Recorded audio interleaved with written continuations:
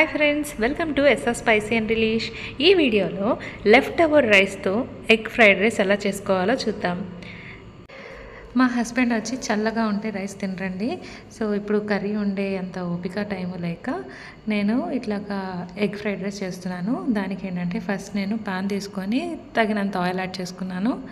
దాంట్లోకి పోపు దినుసులు యాడ్ చేశాను. పోపు దినుసులు చిట్టుపట్లాడిన తర్వాత నేను 1 టేబుల్ స్పూన్ అంతా అల్లం వెల్లుల్లి పేస్ట్ యాడ్ చేశాను.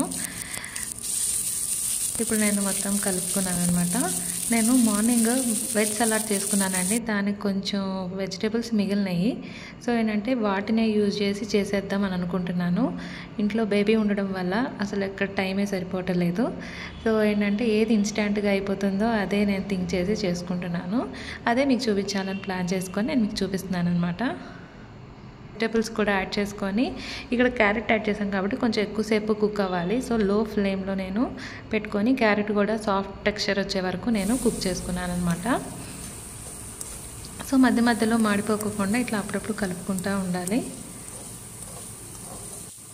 డైలీ మా మదర్ ఉండేవాళ్ళు ఈరోజు ఊరు వెళ్ళారు. సో నేనే ప్రిపేర్ చేయాల్సి వచ్చింది. సో నేను ఇలాగా ఏది ఇన్స్టెంట్గా అయిపోతుందో దాన్ని ప్లాన్ చేసుకున్నాను అనమాట. డిన్నర్కి నేనేమో ఫ్రూట్స్ తినేసాను. మా హస్బెండ్ కోసం ఇలాగ ఎగ్ ఫ్రైడ్ రైస్ ట్రై చేస్తున్నాను.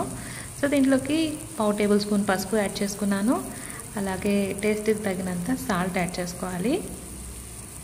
సో ఇక్కడ నేను జస్ట్ వెజిటేబుల్స్కి సరిపడేంత సాల్ట్ వేస్తున్నాను.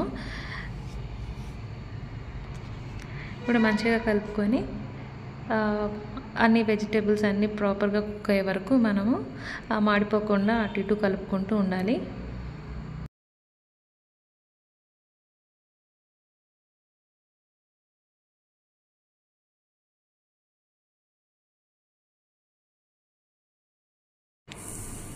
సో ఇప్పుడు చూస్తే క్యారెట్ కూడా సాఫ్ట్ టెక్స్చర్కు వచ్చేసింది. సో నేను 2 ఎగ్స్ తీసుకున్నాను. 2 ఎగ్స్ని స్మాష్ చేసి దీంట్లో వేసుకున్నాను అనమాట. ఎగ్ కొంచెం హార్డ్ టెక్స్చర్ వచ్చే వరకు ఉంచి నేను కలుపుతున్నాను. ఇప్పుడే కలిపేస్తే ఏంటంటే చిన్న చిన్నగా ఎగ్ కనిపించుకోకుండా అయిపోతుంది. అండ్ లుక్ వైజ్ కూడా అంత రిప్రజెంటేషన్గా ఉండదు కాబట్టి నేను మెల్లిమెల్లిగా కలుపుతున్నాను.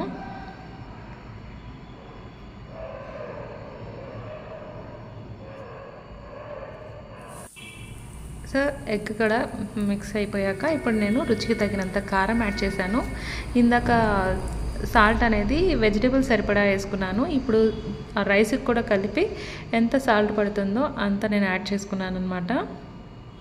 ఇప్పుడు మొత్తం ఒకసారి కలుపుకొని నెక్స్ట్ నేను గరం మసాలా యాడ్ చేసుకున్నాను. ఇక్కడ నాకు అవైలబుల్గా 5 రూపీస్ ప్యాకెట్ కనిపించింది. సో కట్ చేసేసి యాడ్ చేసేసాను. ఇప్పుడు రైస్ కూడా యాడ్ చేసుకొని మొత్తం మంచిగా టాస్ చేసుకొని సర్వ్ చేశాను. హస్బెండ్ హ్యాపీ అండ్ నా పని కూడా త్వరగా అయిపోయింది. మీకు కనుక ఈ వీడియో నచ్చినట్లయితే లైక్ చేయండి, షేర్ చేయండి, అలాగే సబ్స్క్రైబ్ చేసుకోండి. Thanks for watching.